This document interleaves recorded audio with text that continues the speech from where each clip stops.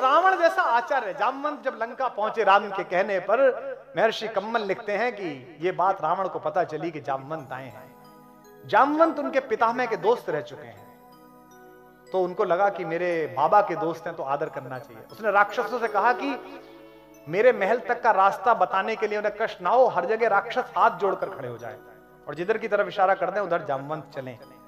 कथा आती है कंब की रामायण में महर्षि कंबन की कि जामवंत चूंकि शरीर आकार बड़ा था उनका, तो उनको रास्ता दिखाते दिखाते रावण के पास तक ले गए। उन्होंने रावण ने उन्हें प्रणाम किया, खड़े होकर पैर छुए और कहा कि मैं आपका स्वागत करता हूं राक्षस राज रावण, किस लिए आप आए हैं? तो उन्होंने कहा मैं चाहता हूं कि मेरे यजमान की आप आचार्य बन जाएं। तो उसने कहा कि स्वीकृति से पूर्व मुझे विचार करना पड़ेगा और विचार में देरी लगेगी, तो अगर आप आसन ग्रहण कर लेंगे तो अच्छा होगा, मैं भी बैठ पाऊंगा। जामवंत बैठ गए। रावण ने पूछा कि आपका यजमान कौन है? तो जामवंत ने कहा कि अयोध्या के राजकुमार महाराज दशरथ के पुत्र श्री राम मेरे यजमान हैं और वे एक यज्ञ करना चाहते हैं, भगवान शंकर के विग्रह को स्थापित करके शिवलिंग को पूजा करना चाहते हैं अपने एक बड़े काम के लिए। तो रावण ने पूछा क्या ये बड़ा काम लंका विजय तो नहीं है? जामवंत ने कहा आचार्य आप ठीक समझ रहे हैं, ये लंका विजय का यज्ञ है, तो क्या आप आचार्य पद स्वीकार करेंगे? रावण भी प्रतिभाशाली था, उसे पता था कि कौन व्यक्ति आया है मुझे आचार्य बनाने के लिए, इतना बड़ा अवसर मिल रहा है। उसने कहा कि मैं उनके विषय में ज्यादा नहीं जानता, लेकिन वे दूतों के प्रतिपालक हैं, वे अपने दूत को बहुत अच्छी तरह रखते हैं और ऐसे मर्यादावादी यजमान का आचार्य बनना मुझे स्वीकार है, जाकर उनसे कह दीजिए कि मैं आऊंगा। यह है रावण जिसके घर में मां सीता सुरक्षित नहीं, शील के साथ सुरक्षित नहीं। यह है रावण। उस समय का शत्रु भी कैसा है राम का।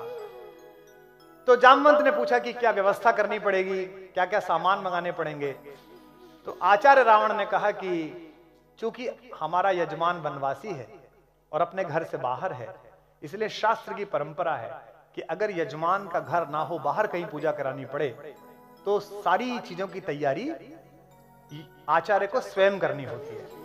तो आप कह दीजिए अपने यजमान से कि वो केवल नहा धोकर स्नान करके व्रत के साथ तत्पर रहे, मैं सब चीजें कर दूंगा। अब उसने अपने लोगों को बुलाया और कहा कि भाई पूजा कराने के लिए जाना है, ये सब सामान तैयार करो।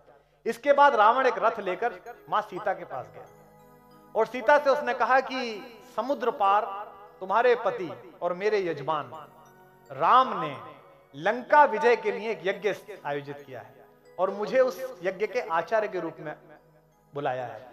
अब चूंकि जंगल में रहने वाले किसी भी यजमान की सारी व्यवस्था करना आचार्य का काम होता है, इसलिए उसकी अर्धांगिनी की व्यवस्था करना यह भी मेरे जिम्मे है।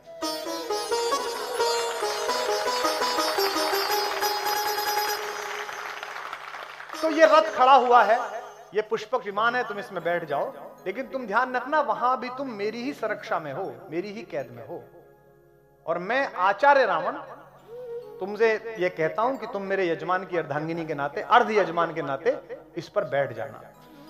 कंबन राम कथा में प्रसंग आता है कि यह सुनकर देवी सीता ने रावण को आचार्य कहकर प्रणाम किया, जो आज्ञा आचार्य।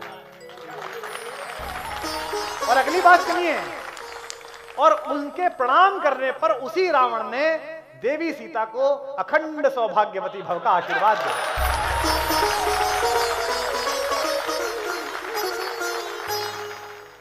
तो जब रावण पहुंचा राम के पास आचार्य बनकर, आचार्य रावण जब पहुंचे तो दोनों भाइयों ने उठकर आचार्य को प्रणाम किया और कहा कि आचार्य मैं आपका यजमान राम आपको प्रणाम करता हूं, मैं लंका विजय के लिए एक यज्ञ कर रहा हूं, मैं चाहता हूं कि यहाँ के शिव का विग्रह स्थापित हो ताकि देवादिदेव महादेव मुझे आशीर्वाद दें कि मैं लंका पे विजय प्राप्त कर सकूं। ये लंकेश से कह रहे हैं रावण, लेकिन आचार्य रावण से कह रहे हैं।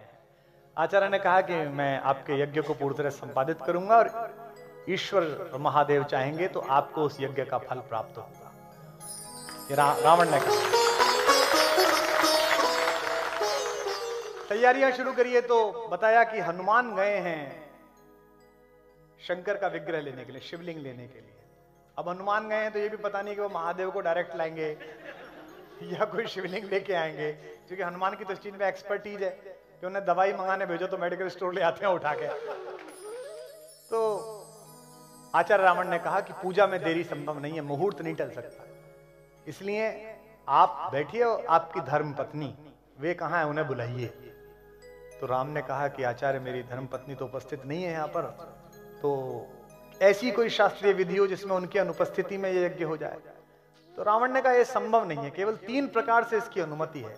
एक, या तो आप विदुर हो, आपकी पत्नी नहीं हो, दूसरे आप अविवाहित हो, आपका विवाह नहीं हुआ हो, और तीसरे आपकी पत्नी ने आपको त्याग दिया हो।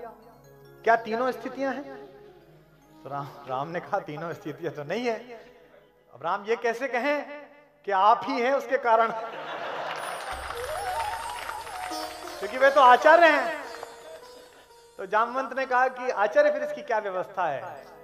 तो उन्होंने कहा कि जब कोई यजमान जंगल में हो और उसके पास यज्ञ को पूरा करने के समस्त साधन ना हो, तो आचार्य की जिम्मेदारी होती है कि वो यज्ञ के साधन उपस्थित कराए।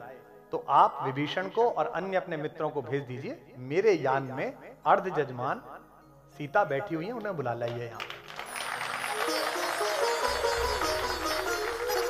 ये इरारामावतारम में जो कम्मन के लाल रखी उसमें प्रसंग है। उसके बाद पूजन हुआ, विधिवत पूजन हुआ।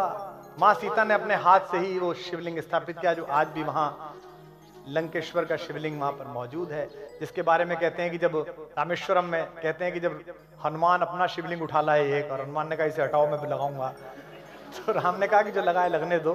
जब हनुमान नहीं माने, कहा महाराज मैं तो लेके आया हूं, तो राम समझ गए कि इन्हें थोड़ा सा अपने बल पर अहंकार आ रहा है, तो राम ने कहा इसे हटा लो। और सुनते हैं कि पूरा हनुमान ने जोर लगाया, वो शिवलिंग नहीं हटा। इसलिए राम ने फिर वरदान दिया कि तुम्हारा शिवलिंग भी यहाँ उपस्थित रहेगा। तो रामेश्वरम में उनके द्वारा स्थापित भी एक शिवलिंग है, जो हनुमानेश्वर के नाम से जाना जाता है, कि हनुमान के द्वारा स्थापित शिवलिंग। यज्ञ संपन्न हुआ और दोनों यजमानों ने, राम और सीता ने, आचार्य रावण को प्रणाम किया। तो राम ने पूछा कि आचार्य आपकी दक्षिणा? तो आचार्य ने कहा कि आप वनवासी हैं, मैं जानता हूं कि आपके पास कोई दक्षिणा नहीं है और आप मुझे दक्षिणा नहीं दे सकते, और स्वर्णमयी लंका के राजा आचार्य को आप क्या दक्षिणा देंगे, इसलिए मेरी दक्षिणा आप पर रही। राम संकोच में पड़ गए। राम ने कहा कि दक्षिणा रही तो आप बता दीजिए ताकि मैं विधिवत तैयारी रखूं, कभी मैं देने योग्य बन पाऊं आपको।